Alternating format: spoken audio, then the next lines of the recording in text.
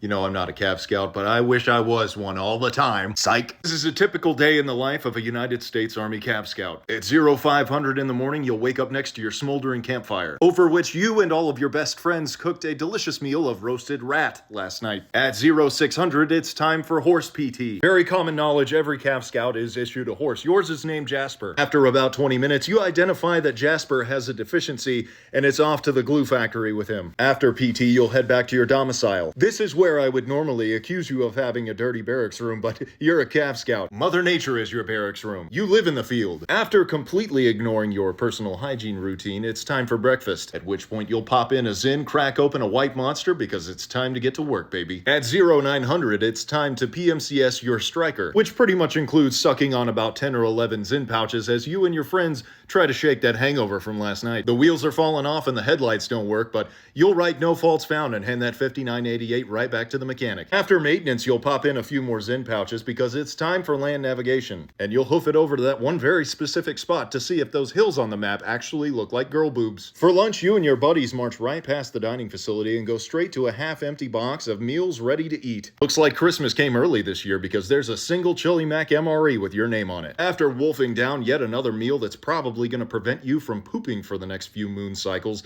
you realize you're all out of Zyn. Unfortunately, all they have left is 2 milligrams, so you're going to have to double up, pal. At 1300, you return to work and realize it's Spur ride day, baby. You take part in numerous Cav Scout activities like throwing the ball. There's also a face painting competition. You come in first, by the way. But you can't get your ball thrown up high enough in the air, so this guy with the bow staff hits you. Congratulations, you completed your Spur ride and you get a pair of spurs to wear around sometimes. After the Spur ride, you and your pal pop in a Zyn and stand around just pondering the excellence of what it means to be a Cav Scout. He tells you he's gonna grow a mustache, and even though you've never seen yourself as a mustache guy, you're thinking about it now. What a relief. The day is over, and now it's time to head down to the local country bar, where you'll try your luck against one of the local buckle chasers here. You'll crack a cold one, tip that hat, and say, "Why, yes, ma'am, I am a Cav Scout. What of it?" But lo and behold, you raise your head up only to realize that your battalion commander has not only snagged her, but another girl as well. You'll hang your head in shame, but across the bar, you hear him say, "Cheer up, Tex. It's gonna be all right." On your way back to your barracks room, which again is the woods, don't forget, you stop by the Class 6 to get something to drown your sorrows in, when all of a sudden your platoon sergeant